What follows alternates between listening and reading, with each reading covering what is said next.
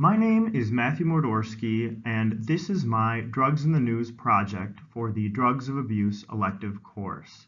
The article I'm looking at is a recently published CDC analysis of drug overdose deaths, and I think that this is a very relevant and interesting article for us, particularly with our field of study.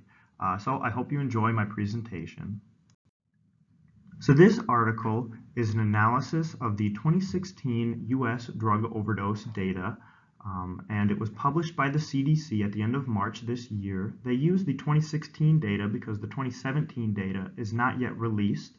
However, the 2016 data is still very relevant because every trend shown in the 2016 data is either continued or increased in the 2017 data based off of the preliminary reports that we already know. So the 2017 data is going to be coming out later this year, and that will confirm pretty much all of the fears of everyone about where the trends of the opioid crisis are going, which are up. So I underlined a couple of things that are interesting at the beginning of this article. First and foremost of which is, of course, the number of drug overdoses in 2016, which was 63,632. And how the fact that 2/3 of those deaths involved a prescription or illicit opioid. And then finally, I also underlined their point about illicitly manufactured fentanyl and how that has sharply increased the amount of deaths from prescription opioids. So the article continues to analyze the death rate increase for each specific drug of abuse. And it shows how pretty much every single drug of abuse had their death rates increased, some more than others.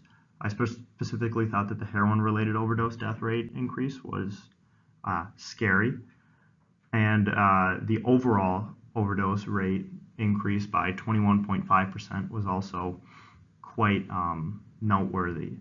And then I also highlighted their detailing of IMF and how it's definitely contributing to overdose increases involving all other substances because it is just, a concoction of who knows what made by who knows who.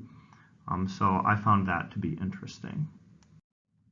And finally, the article ends with tips on how to coordinate public health and public safety responses and what the CDC is doing to combat the opioid crisis. I particularly liked the bullet point about support of harm reduction programs. We've been taught how important harm reduction programs are, and I really believe that they're such an essential part of the beginning of treatment for users. The CDC article also details the 5-point strategy to fight the opioid overdose crisis. The 4 points listed are great overall tips, and they completely make sense to me. The one that is actually cut off is perhaps my favorite, the most important. It is advancing better practices for pain management.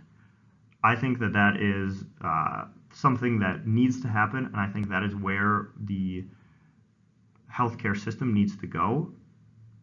I also included an underlining of the CDC guidelines for prescribing opioids for chronic pain. I think those are very important for us to look at and for prescribers to look at. So I have a little section on the next slide that details the beginning of that article. I didn't read the entire thing because it is quite lengthy, but the beginning of it definitely does give you an outline of what it is and what they are trying to emphasize in it.